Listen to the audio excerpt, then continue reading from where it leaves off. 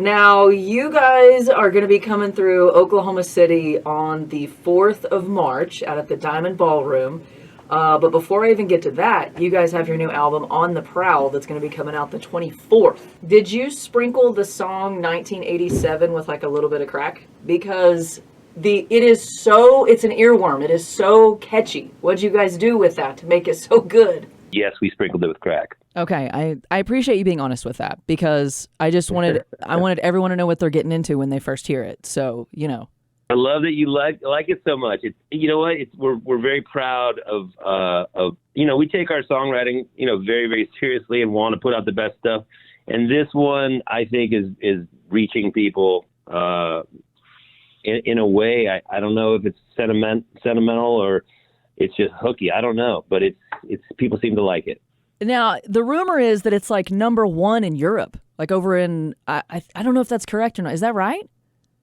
That's not a rumor. That's actual fact. Currently number one on German radio rock charts. And last week it was number 89, I think, on the overall chart, like with the Taylor Swifts of the world, which hell yeah. I love that a band like Steel Panther in today's time with all the crazy PC stuff that we're number one on rock radio in Germany. I mean, I never planned on that, especially with all our lyrics, and it's awesome. Speaking of Germany, what are some differences that you guys notice about a Europe crowd and a US crowd? Like, what are the big differences you guys notice?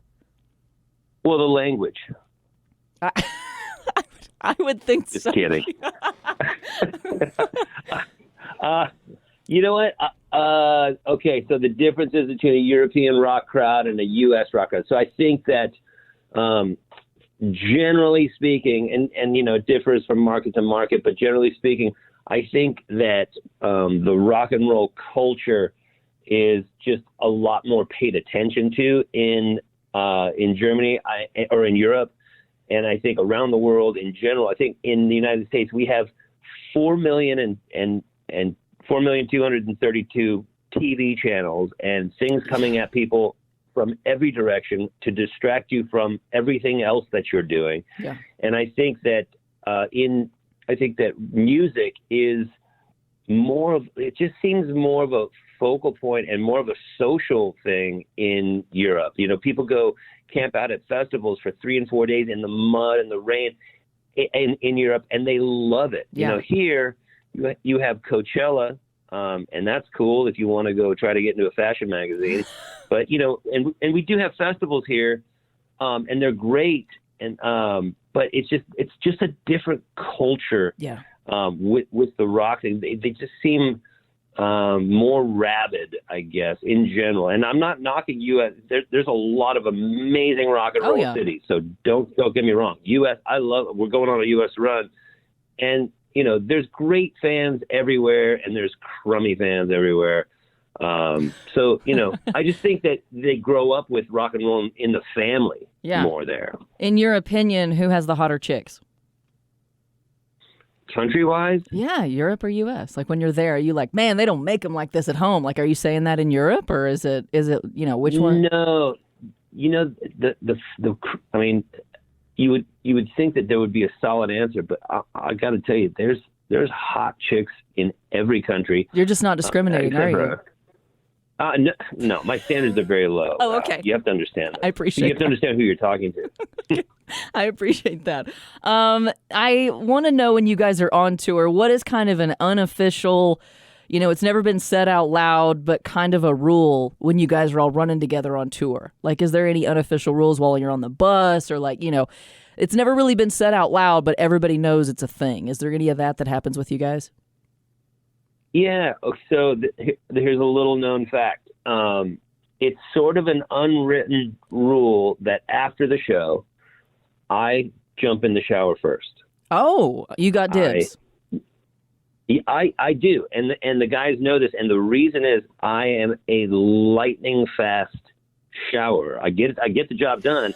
I get in all the nooks and crannies. Are you using soap, or are you just like taking a monkey bath? You just getting in, getting out? No way. I'm fully lathered, and I make sure that my T-zone is not oily, and I take care of the business.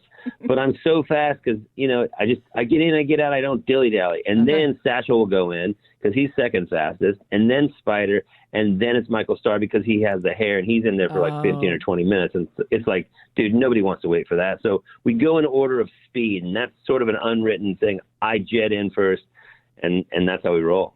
All right, so what movie as a kid traumatized you? Is there a movie that you watched as a kid? At Ridgemont High. That's a great answer. That's a good one. I'll tell you why. Oh yeah, tell me. There's a scene. So my parents went to the video store and rented a VHS machine, and they brought it back in the big plastic case, and they rented Fast Times at Ridgemont High. You just said, hang on. You just said VHS machine. Are you referring to a VCR? Yeah. Okay. Why? VCR, but I'm sorry, but they had VHS and Beta. Sorry. Okay. Well, I was like, who calls it a VHS machine? Okay, go ahead. This should tell you how old I am. Okay. So we rented the VHS format, and we got Fast Times, and I'm like, this is going to be awesome. It's going to be a funny, cool movie. I don't know how old I was, 9 or 10 or something. Oh.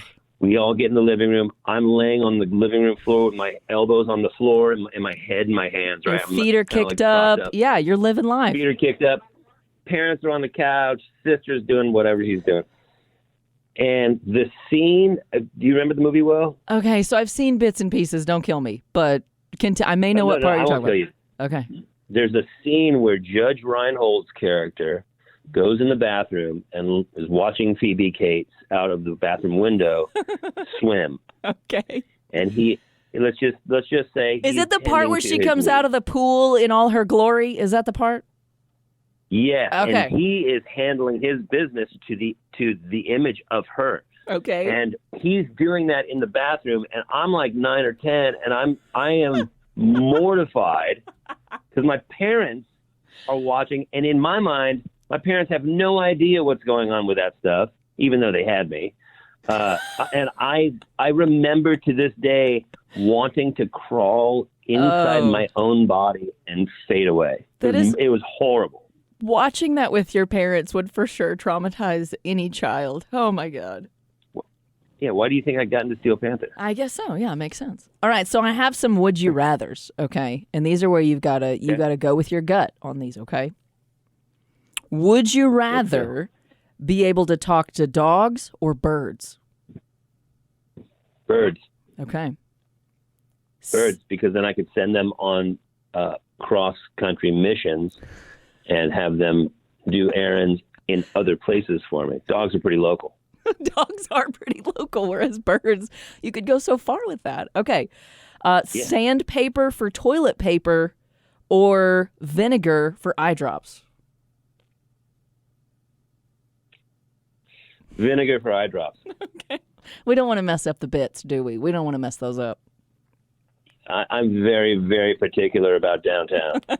All right. Speaking of downtown, which would you rather have a one-night stand text you? I'm pregnant or I have an incurable STD?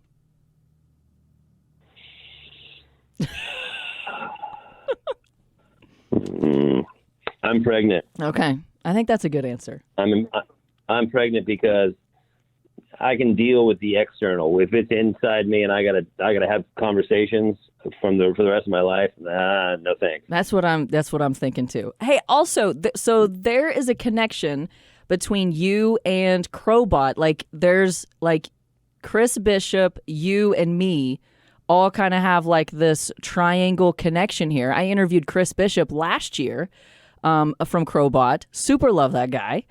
And I hear that you have a tattoo from him. I do have. I have a couple tattoos from him. We took them on tour a few years ago, and we did a tattoo out in Philly on my right knee. It's a satanic goat. Oh. And then we wrote a song together called "Everyone Dies," and I went out and hung out with those guys in Texas, and he put a big "Everyone Dies" skull on my ribs. Were you guys in Austin, awesome. by the way? Yes. There's a nude beach out there. You should go check it out. I will not use sandpaper on my nether regions, and I will check it out.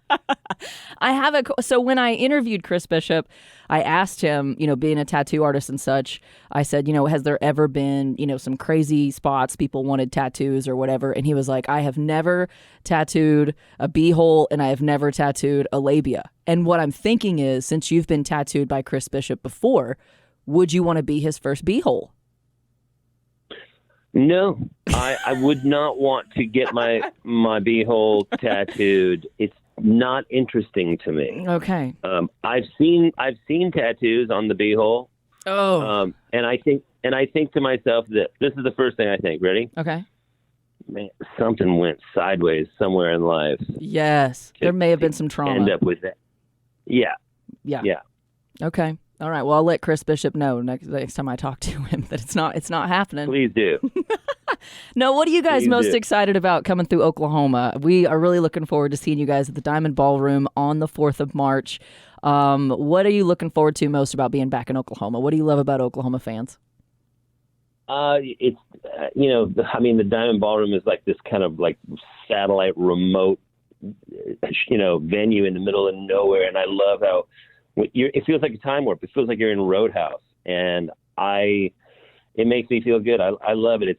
It's a down and dirty rock club, or it used to be a country bar, but it's the people there give no F's, and it's full go time, and I love it. And for sure, Oklahoma Girls on the playlist, right? Oh, you can't go through Oklahoma without playing that song. There's no way.